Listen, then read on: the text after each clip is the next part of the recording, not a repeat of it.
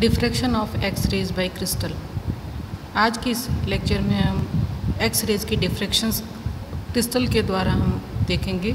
तो जो x raise होती है वो इलेक्ट्रोमैग्नेटिक वेव्स होती है जिनकी वेवलेंथ 1 एंगस्ट्रॉम के करीब होती है, और ये जो वेवलेंथ है एक्स रेज की वो सेम ऑर्डर की होती है जो क्रिस्टल का लेटेस्ट कांस्टेंट होता है। एक्स रेज की energy E is equal to h nu से E is equal to h c upon lambda, और वो 10⁴ इलेक्ट्रॉन वोल्ट के करीब प्राप्त होती है। तो क्योंकि जो एक्सरे की जो वेवलेंथ है और जो क्रिस्टल के जो लेटेस्ट कांस्टेंट है वो दोनों सेम ऑर्डर के हैं। So according to Laue, crystal is represented by a set of parallel planes and works as a 3D grating for X rays. ये जो डायग्राम है वो एक्स रेज के डिफ्रैक्शन को शो करता है। एक्स रे एक कॉपर सल्फेट के क्रिस्टल पे इंसिडेंट करते हैं और डिफ्रैक्शन के बाद में इस फोटोग्राफिक फिल्म पर स्पॉट्स प्राप्त होते हैं, और ये जो स्पॉट्स का जो पैटर्न है वो लाउए पैटर्न कहलाता है। तो since in crystal there are different lattice planes which are at different angles with X rays, so X rays are diffracted at different angles from superposition of diffracted X-rays by constructive or destructive interference Laue pattern formed. तो जो X ray diffraction है, X ray diffraction कई जगह काम आता है crystal के geometric analysis के लिए, लेटेस्ट कांस्टेंट कैलकुलेट करने के लिए। तो जो एक्सरे डिफ्रैक्शन है वो क्रिस्टल के लिए बहुत यूज़फुल है, और इसके लिए अलग अलग साइंटिस्ट ने बहुत काम किया है। इसमें दो मेन है, एक तो Bragg's law and Bragg's equation, और दूसरा Laue equation. Bragg's law X ray diffraction for crystal के लिए इक्वेशंस डिराइव करता है। तो सबसे पहले हम इस डायग्राम को देखते हैं। यहाँ पे प्लेन 1, प्लेन 2 और प्लेन 3 शो किए गए हैं, और इन दो प्लेन्स के बीच की जो इंटरप्लेनर स्पेसिंग है उसको D से शो करते हैं। ये इंसिडेंट रेज 1 और 2, इंसिडेंट रे 1 जो है वो सेकंड वाले प्लेन से डिफ्रैक्ट हो रही है, और इंसिडेंट रे जो 2 है वो फर्स्ट प्लेन से डिफ्रैक्ट होकर के जाती है। तो यहाँ पे थीटा जो है वो glancing angle between incident beam and the reflecting plane, ये प्लेन और इंसिडेंट बीम के बीच का एंगल है थीटा। और यहाँ पे जो दोनों इंसिडेंट रे है 1 और 2 आफ्टर डिफ्रैक्शन इस तरीके से पैरेलल निकलती है, तो इनके बीच में let the distance between parallel planes be D, path difference between rays 1 and 2 is 1 और 2 के बीच में पाथ डिफरेंस निकालने के लिए यहाँ से परपेंडिकुलर ड्रॉ करते हैं जो L पे काटता है, और इसी तरह से इधर परपेंडिकुलर ड्रॉ करते हैं तो M पे काटता है। तो हम देखते हैं कि जो रे 1 और रे 2 है यहाँ तक पैरेलल है और यहाँ से वापस पैरेलल है। तो जो पाथ डिफरेंस है वो होगा LQ plus QM between 1 and 2। अब LQ और QM की वैल्यू ज्ञात करते हैं, और ये इंटरप्लेनर स्पेसिंग D है, ये वाला एंगल थीटा है। तो ये जो है LQ वो हो जाएगा D साइन थीटा। ये एंगल थीटा कैसे है वो भी हम देख लेते हैं। चूँकि ये ग्लेंसिंग एंगल थीटा और ये ट्रायंगल के अंदर वाला 90 माइनस थीटा, ये वाला एंगल 90, तो जो ये बचा एंगल है वो थीटा।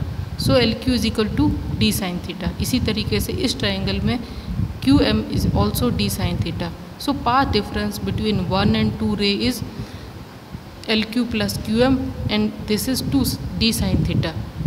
अब ये जो path difference है for constructive interference 2D sin theta is equal to n lambda, इसके बराबर हो तो संपोषी व्यतिकरण होगा for a given D and lambda, for a given D and lambda, theta are the angle at which the diffraction take place. At other angles the reflected beam disappear. It means the incident beam passes through the crystal undisturbed. इस 2D sin theta is equal to m lambda में जो sin theta है उसकी अधिकतम value 1 हो सकती है।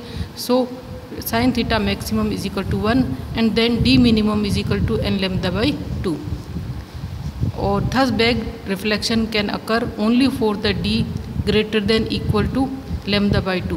It means lambda less than equal to 2D। ज़्यादातर क्रिस्टल के लिए D जो है 3 एंगस्ट्रॉम के करीब होता है, सो लैम्डा लेस देन 6 एंगस्ट्रॉम। तो ये जो लैम्डा की वैल्यू है 6 एंगस्ट्रॉम से कम हो उनके लिए ही ब्रेक रिफ्लेक्शन होता है, और जो ऑप्टिकल वेव्स होती हैं लाइट वेव्स उनके लिए लैम्डा ग्रेटर देन 6 एंगस्ट्रॉम है, इसलिए ये ब्रेक रिफ्लेक्शन को शो नहीं करते हैं। सिर्फ एक्सरेज ही इस कंडीशन को फॉलो करती है। नेक्स्ट टॉपिक है Laue equation of X ray diffraction. According to Laue, a crystal with its 3D array of atoms and lattice surfaces might behave in the same way for X-rays such as a plane diffraction getting behave for light rays. It means कि जिस तरीके से light waves के लिए जो plane diffraction grating व्यवहार करती है और उससे जो इंसिडेंट रे डिफ्रैक्शन ग्रेटिंग पे इंसिडेंट कराते हैं तो वो डिफ्रैक्ट हो जाती है, उसी तरीके से जो क्रिस्टल है उस पर एक्स रेज डाली जाए तो आफ्टर रिफ्लेक्शन वो डिफ्रैक्ट होती है और इंटरफेरेंस पैटर्न को शो करती है। तो यहाँ पे दोनों में अंतर ये है कि जो प्लेन डिफ्रैक्शन ग्रेटिंग है उसमें जो डिफ्रैक्शन सेंटर है वो एक ही प्लेन में होते हैं, जबकि जो क्रिस्टल है जिसमें जो डिफ्रैक्शन सेंटर है जिस पे रे डिफ्रैक्ट होती है वो एक ही प्लेन में ना होकर के अलग अलग प्लेन में होते हैं। इस तरीके से क्रिस्टल एक 3 डायमेंशनल ग्रेटिंग की तरह बिहेव करता है, 3D ग्रेटिंग की तरह बिहेव करता है।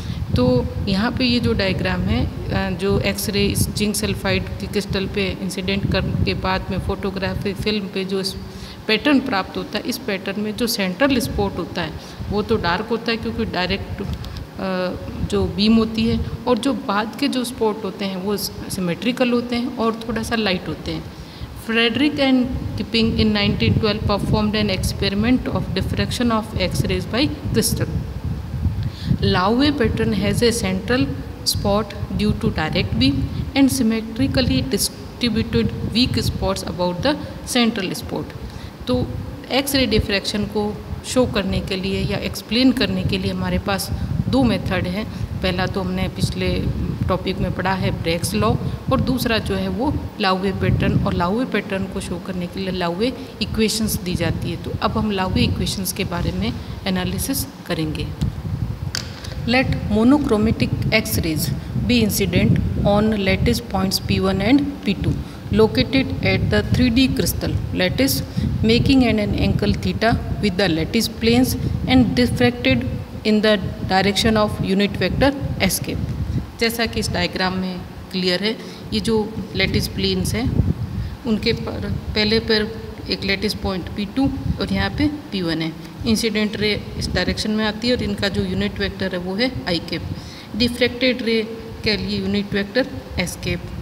इसी तरीके से जो P1 से जो डिफ्रैक्टेड रे है उसका भी यूनिट वेक्टर S कैप होगा।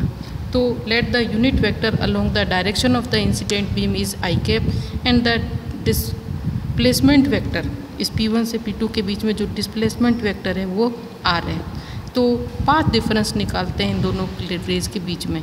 तो हम देखते हैं कि यहाँ तक इस पॉइंट से P1 से इस पे परपेंडिकुलर ड्रॉ करते हैं तो ये हो गया, और इसी तरीके से इस दूसरी वाली रे पे परपेंडिकुलर ड्रॉ करते हैं P2 से जो कि B पे काटता है। तो इंसिडेंट रे यहाँ तक पैरेलल है और यहाँ से डिफ्रैक्टेड रे पैरेलल हो जाती है। जो पाथ डिफरेंस है इन दोनों रेज के बीच में, जो इस पॉइंट से P2 से जा रही है और दूसरा P1 से जा रही है, तो पाथ डिफरेंस जो होगा वो P2A minus P1B। Path difference P2A minus P1B।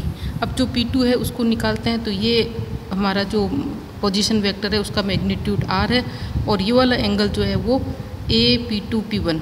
सो R cos AP2P1 minus R cos P2P1B। इनको अगर हम अदिश गुणनफल या डॉट प्रोडक्ट के रूप में लिखें तो ये हो जाएगा I dot R minus S cap dot R, या I कैप और R कैप यूनिट वेक्टर से, और इसमें और हल करने पर I cap minus S cap dot R। ये जो I cap minus S cap जो वेक्टर है उसको एक नया वेक्टर S लिखने पर path difference S dot R। अब हम इस नए वेक्टर S की वैल्यू इसका मैग्नीट्यूड ज्ञात करते हैं। तो हम देखते हैं इस डायग्राम से कि ये वाला अगर हमारा यूनिट वेक्टर I है और ये वाला S कैप है तो ये वाला होगा I माइनस S कैप, ये वाला वेक्टर। अच्छा, ये वाला जो है इस ये अगर पूरा S है तो ये वाला हो गया S/2। ये वाला हमारा जो यूनिट वेक्टर है इसका मैग्नीट्यूड है 1। सो S/2 अगर ये एंगल हम इंसिडेंट रे और रिफ्लेक्टेड रे के ये वाला एंगल अगर हम थीटा लेते हैं तो ये हो जाएगा S/2 is equal to sine theta. So S magnitude जो है वो 2 sin थीटा। फ्रॉम फिगर से हमने कैलकुलेशन की और जो एस वेक्टर है उसका magnitude 2 sin theta. Here I cap and S cap are unit vectors. Phase difference between the rays reflected from the lattice points.